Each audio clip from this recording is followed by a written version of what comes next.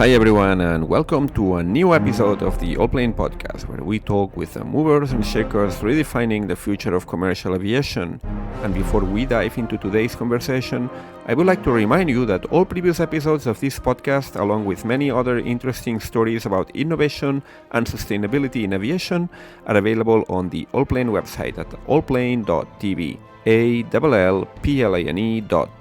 And I would also like to invite you to subscribe to our newsletter, which is focused on sustainability in the aviation industry. You can find the subscription link right on our website. And now it's time for today's episode. Today we're going to talk about a topic that I'm sure many of you have at least some degree of familiarity and experience with: flight tracking apps. So raise your hands, those of you that have the Flightradar24 app installed in your mobile phone.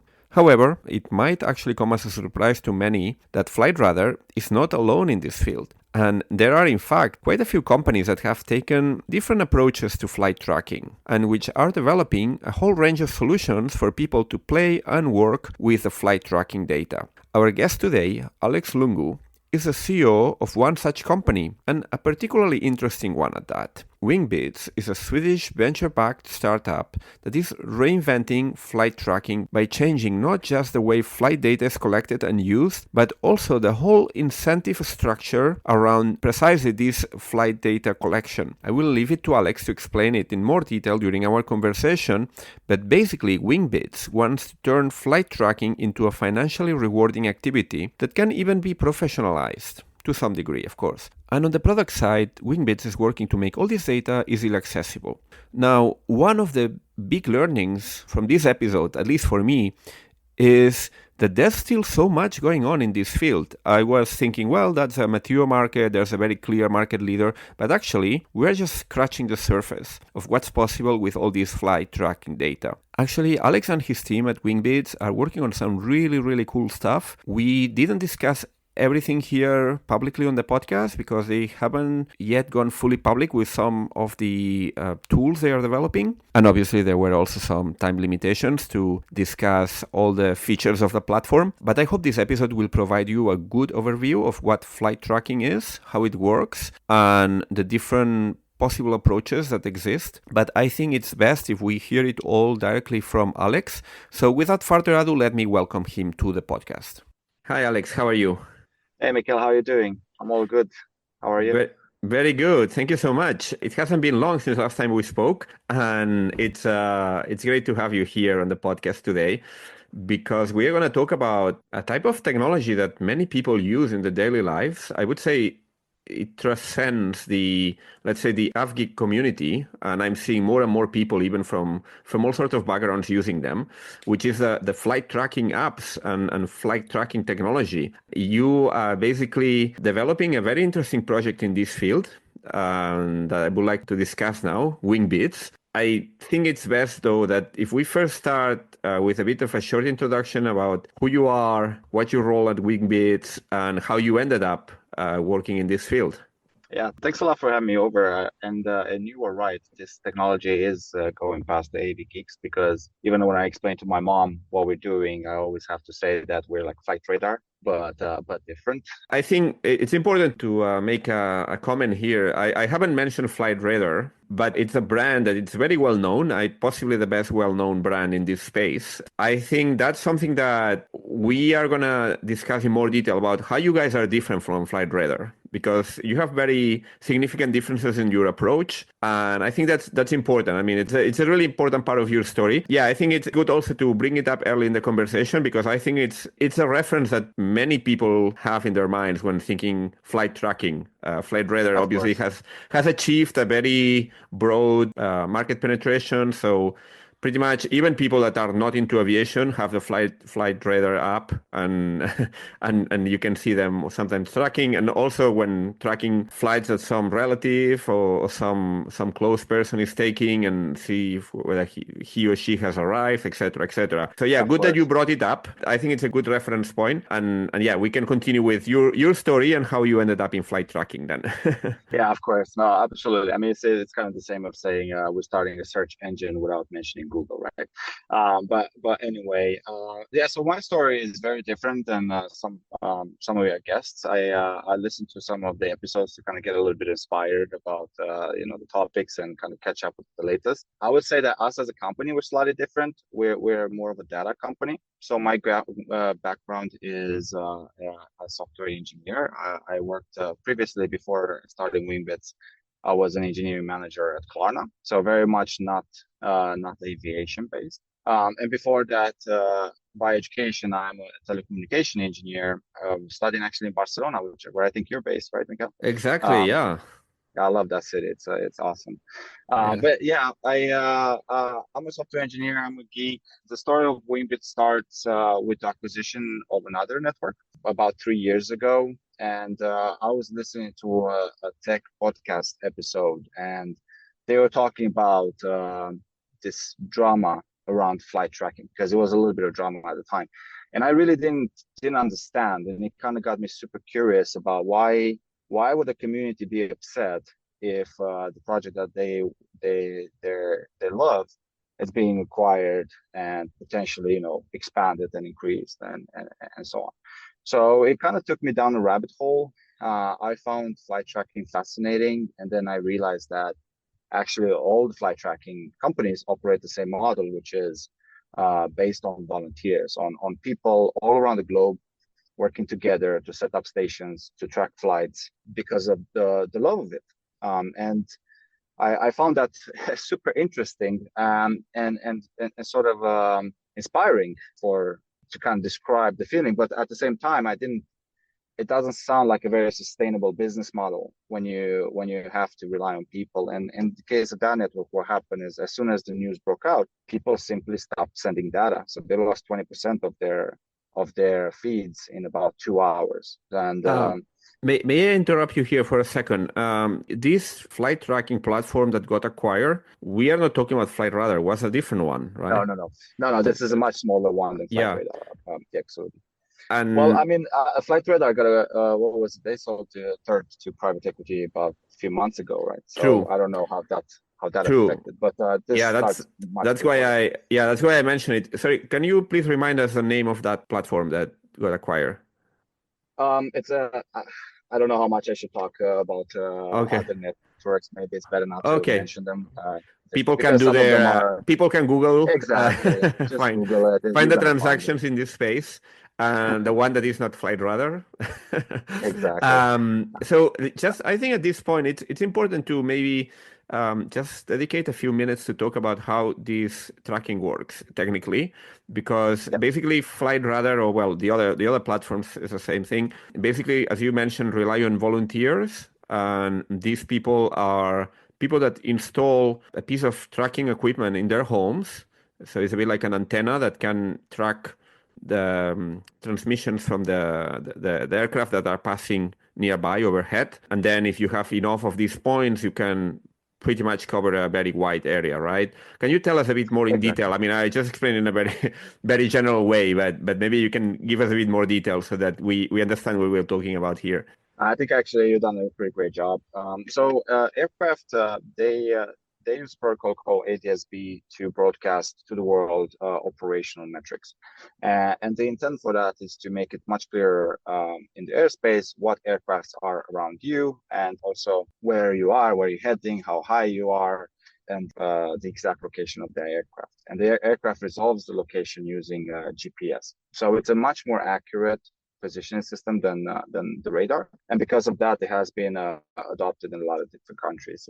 If I remember my years correctly, I think EU made it mandatory in 2017, US in 2020, and since then we've seen a bunch of other countries adopting it as well. And the concept is very simple. The aircraft uses GPS satellites, same as when you use your Google Maps to drive. It gets its location using that, and then it broadcasts it out on public radio. So anyone could set it up. It does take a little bit of effort. It has to. Traditionally has been more people who have been interested in that, but it's not complicated to get up and running. And people do it because then, obviously, first because of a sense of community, I guess, but they also get some advantages, not necessarily money. I mean, we're talking like things you get access to some Yeah. premium So data, etc., right? Yeah, so exactly. So the traditional model has always been that you belong to a community of flight trackers. So you discuss it on Reddit or Discord or forums, but also you get access to the platform where you don't see ads, or you get access to the full data set, which is quite interesting to some people. But from a commercial perspective, they always priced the subscription higher than the cost of the hardware because they want to incentivize people to set up the hardware instead of paying for a subscription because it's much more valuable. And people do it, but you have no control. You don't know where these volunteers live, right? There could be 1,000 in Barcelona, but there could be only one in Stockholm. And those 1,000 people in Barcelona, they will also send 1,000 copies of the same data, right? And the benefit is it's binary. Yeah, if you set it up once, you get access to the platform. And then you don't have any incentive to go out and set up 5 stations. And if you go on holidays, well, you shut it off, right? You didn't sign any SLAs with the companies. So it's quite a binary and a little bit inefficient model. And also, if you want to grow in a specific area, let's say that you don't have a lot of coverage in the Middle East, well, you will simply have to wait for enthusiasts to come online in that area, or you will have to partner with airports or other companies in that space. So it's not a model that is very easy to grow. And I guess that's where I can say a little bit more of how we are a little bit different Yeah. from these models, and sort of how I realized that model is inefficient because of this. So the concept that we started working with is, one, we thought it's unfair. Flight Radar is a Swedish company, for example, and we have, in Sweden, all the public has access to financial records for the previous years, and we can see their margin being super high. And it's unfair because you collect this data for free and then you sell it to companies. And it's unfair for the customers as well, right? Because if I sign a contract for 2 years, assuming I'm going to have data in, I don't know, in the Middle East, but the people there decide to not participate anymore. Now you're stuck in a contract for 2 years, and the data is getting worse and worse. So in my mind, the simplest solution was a revenue share. So if the company does well, then the community does well. If there is a revenue involved, then you can set the rules of the game. So you can align the interests of the community with the interests of the company. Like the company wants coverage and they want uptime and they want redundancy, right? But this is a bit the sort of business in which there are network economies. So once you have a player that has managed to get to a certain scale, isn't it quite difficult to get into it? Because basically the network itself is the moat. It's difficult Exactly. the more people you are in the network, the more valuable the network becomes. But at the same time, it becomes also more difficult for another company or another person to replicate that because he would need to start from scratch. Absolutely. I mean, you just told us what many investors told us as Mm. well. So it is quite hard to get started, especially if you want to operate inside the same communities, right? Because like if I have to go out and I want to convince a flight enthusiast that, hey, you should also send data to Wingbits, the first question I will get is like, okay, but what can you guys give me that the other ones don't already? I already sent data to 5 other networks, right? So from a flight enthusiast perspective, the tools that there are, they're good enough, right? Like it shows me what flights are flying around me and the type of aircraft, and I can look at the history. That's most of the value that I want out of it. And of course, you can make the argument that some prefer a better UI and some prefer different ways of looking at the data, but it's quite hard to get into that space. On the upside, once you do, then you create this moat, like you said, and that's the reason why globally in aviation there are only like 5-6 companies doing this on a global scale because it's quite hard to get people to participate. Both Flight Radar and you are both based in Stockholm, which is curious. Yeah, not It's just that, but I think their office is about half a kilometer away, which is yeah, insane. it's like the big capital of flight tracking, the global capital of flight tracking. Yeah, I think Stockholm has it's a fascinating place because of that. It's somehow the AI capital and the flight tracking capital of the world at the Mm. same time. and buy now, pay later, and music streaming, and Yeah. quick furniture. Yeah, So true. Yeah, but sorry, I interrupted you. You were going to explain us how your model differs from those of yeah, other platforms. yeah, exactly. So we started with try to make it fair, and then by doing a revenue share, and once we kind of settle on that, then we obviously start working on, okay, well, what is fair, right? Because just because you set up a station, you shouldn't get as much as I do. So we start codifying what we call a performance-based model, where depending on your coverage, depending on your uptime, we quantify and we gamify the participation. So we know that my station is better than yours because I have a 24/7 uptime and I cover the full 400 kilometers range that I could possibly cover. And we start building on that, and we start adding different bonuses depending on the commercial behavior that we wanted. So we knew we wanted to have more coverage around airports. So then we added a bonus for low altitude coverage. So the people who actually capture traffic on the ground level in the airport make more than the ones that might only capture planes flying on cruising altitude, right? Because that data is much harder to get, but also harder to predict. Because if you're at cruising altitude, it's pretty much a straight line. It's not easy to fill in the gaps. While in the airport, it's a lot of it enables us to do a lot more use cases. Hmm. And what we've done that I think is the most sort of like contrarian compared to the rest of the industry is that we have used the blockchain to enable this on a global scale.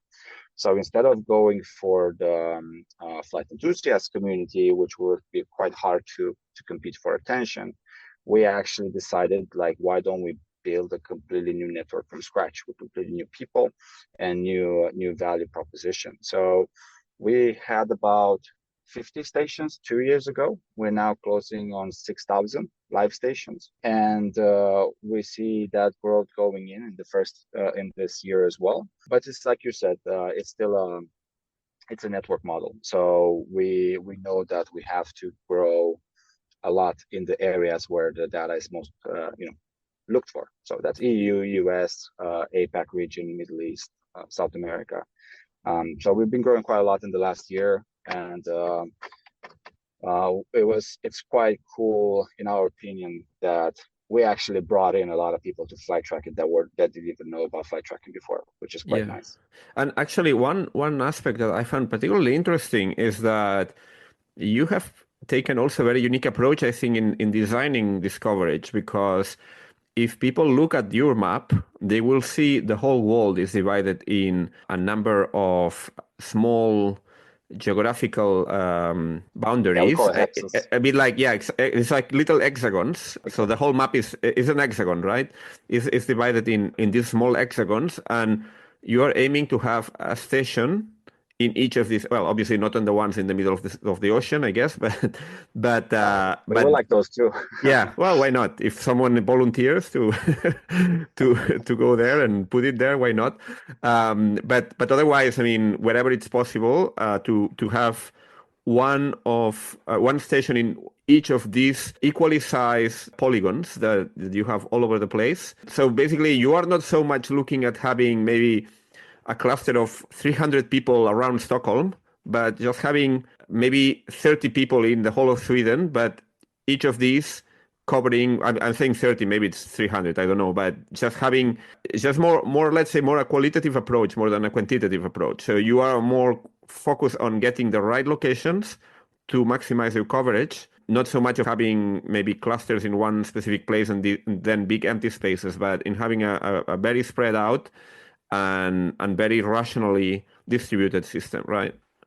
Exactly. That's a good insight, Michele. I usually have to explain that one, but Mm. yeah, that's exactly true because, like I was saying before, there's definitely value in having redundancy, but you do not want to have 1,000 stations in a city because then it gives you 1,000 copies of the same data, and it costs you time and money to deduplicate that and remove all the duplicates. Instead, what we want to show people, and that's the reason why we took a very sort of transparent approach to this whole thing. Like you can go to our map, you see exactly where the stations are, and you also see exactly where we don't have them, right? Mm-hmm. So if you want coverage in a specific country, you can see at the map, okay, it's not there. Then you know for sure. So what you see on the map is what you get. We don't predict anything and we don't interpolate. So it's real data. But we also wanted to incentivize people to spread out. So if I live in London and there are already enough people in London sending data, well, I can send it to my mom or my brother, or and that helped us spread our coverage really quick, because in the big cities, obviously that growth was quite quick. So cities like London, Stockholm, Barcelona filled up quite nicely, but middle of Spain, maybe north of Sweden, these areas that are a lot harder to get into. Then people start sending it to their friends and family. But we even had cases where for people from US sent them to Africa, for example. So that was like super cool, and it kind of validated our performance model, where if you set the rules are clear and transparent, people will find a way to maximize their revenue based on that. But if it's not clear and it's opaque, then you don't know what you're competing against. And I think because, we were chatting before this call, we had another conversation where you were briefing me a bit on the details of your model. What I found interesting as well is that because you are doing this revenue share, people or companies might be interested in taking part as a business, not necessarily because they are interested in being a part of a community of flight trackers, but because this is something that can bring in revenue by virtue of having these capabilities. And even it doesn't need to be a physical person. It can be, for example, a company. I think you have been doing deals with companies that have networks of locations. It could be a retailer with dozens of stores, and they can use those stores that are spread out over a wide geographical area to set up stations and treat that as a line of business that brings in extra revenue for them. 100%. So some of our there's two types of three ways of growing for us, right? One is the usual individual setting up one station. We do have cases where, for example, in Turkey, where we had one early adopter, and that early adopter bought 50 stations, and they start deploying into France. So they kind of create like small local businesses. But we also have very random companies, like you were mentioning. We have a partner that has a chain of Taco Bells in the US. Well, that real estate, there's a lot of space on that rooftop, because easily place a small antenna. But also traffic control cameras, billboards, all sorts of infrastructure that already has electricity and internet. You can easily plug one of our stations in. So that also actually helped us quite a bit in growing, because we didn't have to go convince one person at a time, but instead find the right partners in the right area, and grow faster. Because in physically speaking, how does this station look like? How big it is? What sort of technical requirements it has? What sort of energy requirements it has? The energy is very little. I think it was I don't remember, $5 or something like that. I'm not I don't remember, but it's a very, very small computer of about 10 centimeters wide, and then you have an antenna that is basically looks like a plastic tube for about 60 centimeters high. Okay, so that's about it. so it's like it's quite easy to mount. It would be a bit like an internet router without an antenna. An internet router with an antenna, kind of. Exactly. Uh-huh. Like ours looks an awful lot like a UFO because it's round, but it's basically like a UFO with an antenna in the middle. But we have new partners coming, and it's funny that you mentioned that router thing, because the second partner, the device will look an awful lot like a router. Okay. And do you send it? So if someone signs up, you send the physical device to that person, wherever in the world they are located? So we have a program now where we as we want to grow in the harder to reach areas, we're gonna give the stations for free. But the stations are not ours. So we're a data company. So what we've done instead is to open source a hardware specification of how we want the station to look like for operating on the network. And then we work with third-party manufacturers. So they are the ones who actually build the actual hardware, and they sell it and handle the warranties and returns and everything. We don't make any profit on the hardware. We want to make a profit on the data instead. Okay, but if I'm somewhere, I don't know, in South Africa or in Bolivia, where do I get it? Do I order it from you and you send it, or? You would order it from the distributors that Okay. our partners work with. See, So you would direct me especially, to the closest distributor. yeah, exactly. On our website, you just have a list of all the distributors, and Okay. then you can just pick the one that's in your market. hmm And then I think it would be interesting to talk as well about another thing that you are doing is that you have all these amounts of data, incredible amounts of data, and you are doing stuff with this data as well. You are kind of starting to extract value or create value from that data. Can you tell us a bit more about that? What's the long-term plan when it comes to using all this data that is generated by all these stations that you have all over the world? Yeah, so we have quite a few ideas in our heads.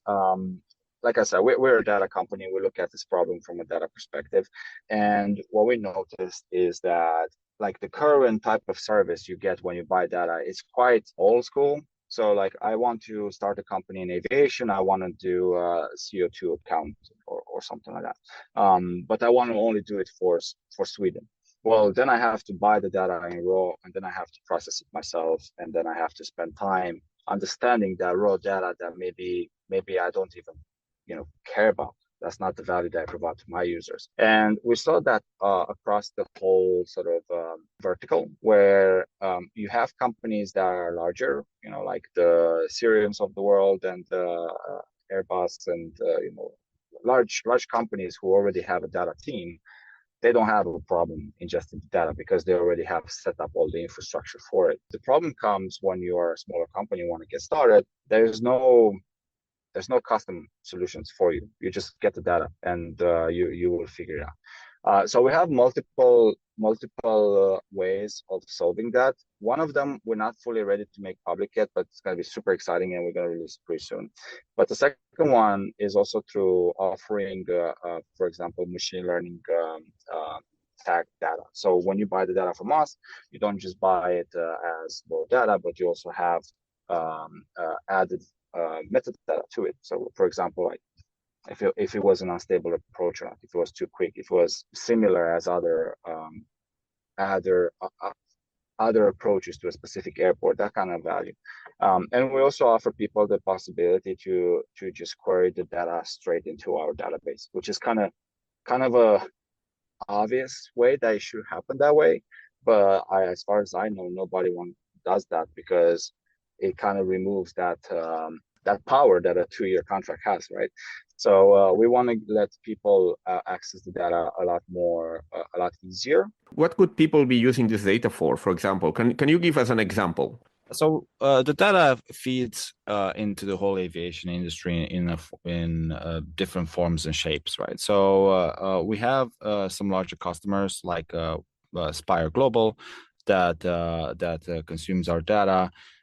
Korean Air that we also made public. They use our data for their advanced air mobility program. But I think like the easier use cases are the smaller companies. So we work with a small airline, for example, from Maine that just uses for operational, just track their planes.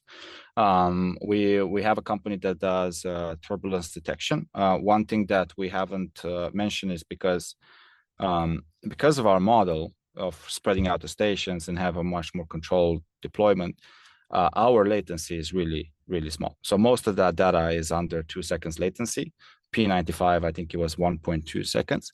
So that is enables a lot of use cases that rely on really low latency data. We have other customers that buy our data to provide an AI tool for city planners to be able to plan drone tests in Oklahoma. That's like a super cool use case.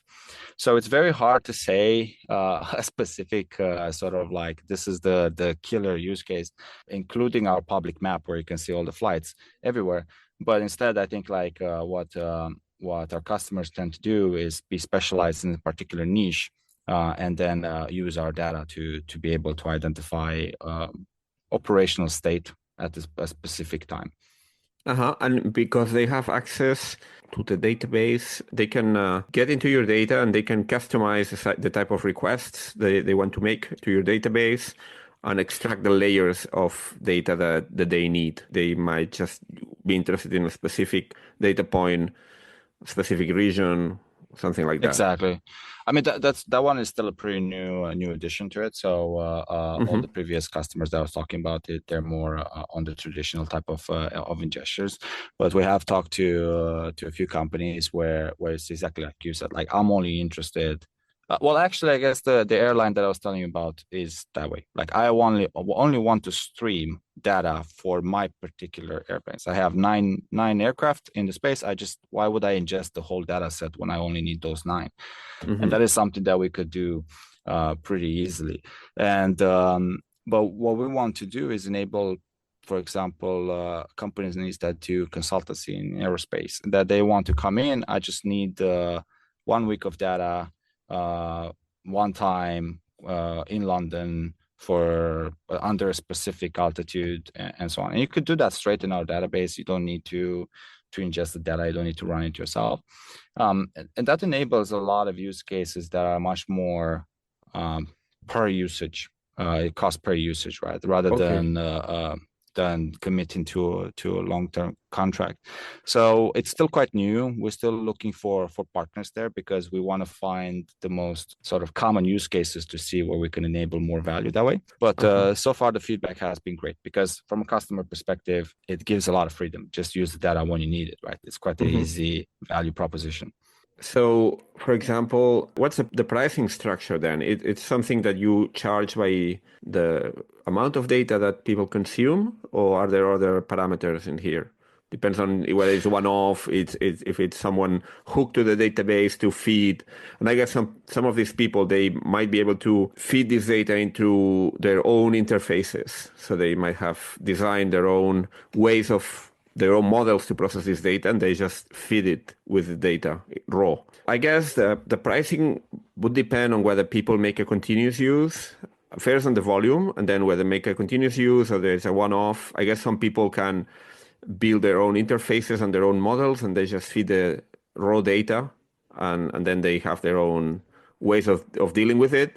Are you also able to create, let's say, package data according to some customer specifications, more on a more consulting role, or that's something that you don't do? You just send the data.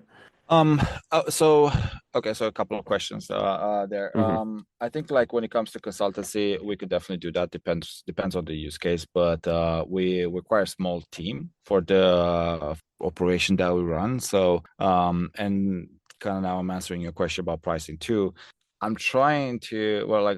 are trying to think about how to price this to make it more standard, because this is quite a sort of industry practice where every single client has to go through basically contract negotiation, and it's obscure, and unless you get some public API, which is not the same quality, then the price it has to be pretty obscure on the data access.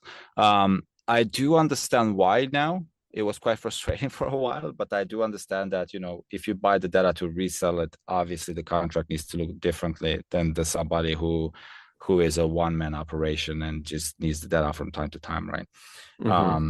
But we're still trying to find a way of standardizing this, and hopefully at some point create a pricing plan that is more per usage. So if you're a heavy user, you plan to resell, obviously you should pay more.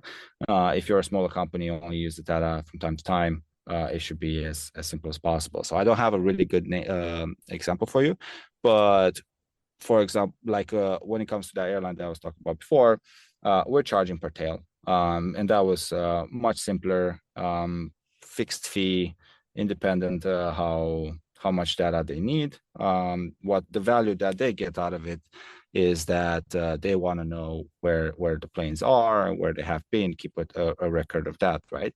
So the pricing shouldn't be, it should be flexible to accommodate that. And but yeah, we're trying to develop ways to provide value to our customers with that as well. And how does the revenue share with the data providers, or with the guys that run the stations? How does it fit in this model? So how you attribute a certain amount of revenue for the sharing to each of your contributors? So quite simple, even if it looks a bit complicated on paper. But basically, half of our profit goes back into the community. Initially, we started with blockchain rewards, but lately we actually seen it's a test program that we run called we call it the Rewards Hub, where basically people could just redeem airline miles or access to lounges, eSIM cards, that type of travel-oriented perks. So if you can think about it, it's more like, I don't know if you use the Revolut, where every time you participate by buying something, you get this Revolut points, and then when you accumulate enough Revolut points, you can get airline miles. It's the same thing for us, because we know that the blockchain is a very great innovation, but it's quite a polarizing one. So it's not for everybody, and that's perfectly fine. And then now we evolved into something that we think would be much more sort of appealing to everybody, which is airline miles. You participate in the network, not only you get access to the data and you get access to the full platform, but that you will also get some real world benefits, which we think is really cool. And we do that by basically using half of the profit to buy packs of miles and packs of lounge accesses and so on. Every provider has a slightly different deal, but that's how it works. Okay. And where are you now in terms of growth? You mentioned you have now some 6,000 stations. What sort of coverage does it give you on a global level? Yeah, so we main presence right now is EU, US, and we had a really good growth year in Brazil, Middle East, and Southeast Asia. We want to grow a lot more in Southeast Asia and the Middle East, South America as well, because that is that sort of that corridor between the Asia to Europe that we want to cover end to end. That will be amazing if we get to do that this year. We don't want to get to the point where we have 50,000 stations. I mean, the model won't allow it. We want to get to about 10,000, 12,000, where we will cover most of the world. And we will have a sustainable community as well. But how good is your coverage? So what percentage of flights are you able to cover on a global basis? I guess in some regions, as you mentioned, it might be better than in others. But do you have any numbers? Even in the regions where people might assume that the coverage is already top notch, like Europe, for example, the fact that we have stations that are different than our competitors actually help us become a great complement in those areas. So one of the best feedback that we got was from the larger companies that we work with, where they don't buy the data from a single provider, right? They buy from multiple providers, and what they saw is that we fill in the gaps. So, for example, Marseille, Greece Islands, in the Norway, all these places where we have stations and the others don't. So it helps us become a great complement to your existing providers. And in other areas like Middle East and Brazil, we actually have more coverage than our competitors. Because of the way our model works. We're also super proud to have stations in very sort of unexpected locations, right? Like we have about like five stations in West Bank, for example, which is really hard to get into, simply because of all this, the community feels like they belong to a greater good, and they go to extra length to make it happen, which is super cool. But we were still looking for partners, still need to grow. We estimate our coverage compared to, because you brought it up, Flight Radar, about 80%, 90% there. When it comes to sort of second tier, third tier networks, we're already as good as them or even better in some areas. And is this data access capability also offered by the other networks, or is it something that is unique to your approach? We offer it more unique. As far as I know, usually you either give access to data through an API, which is quite limited by credits. They usually have a pricing mechanism that's quite hard to predict how much you're going to pay. And then you also have companies like FlightAware, which do have real-time streams, but that one is also quite obscure and heavy from what I understood. So they that's how as much as I know from the competitors, what we try to do is go past that. So we offer access to the data in a way that they're not doing it, and that I don't think anyone is doing it, but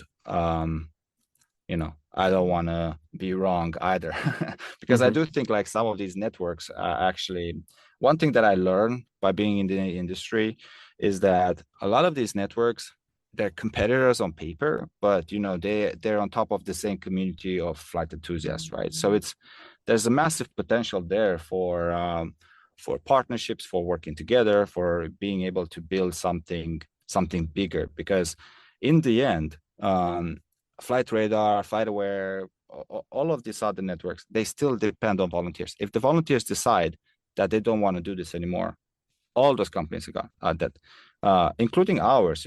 We have the benefit of creating a passive income for people. So there's a bit of a less of they don't have the same reason to quit because they will lose revenue. But we all communities of people working together.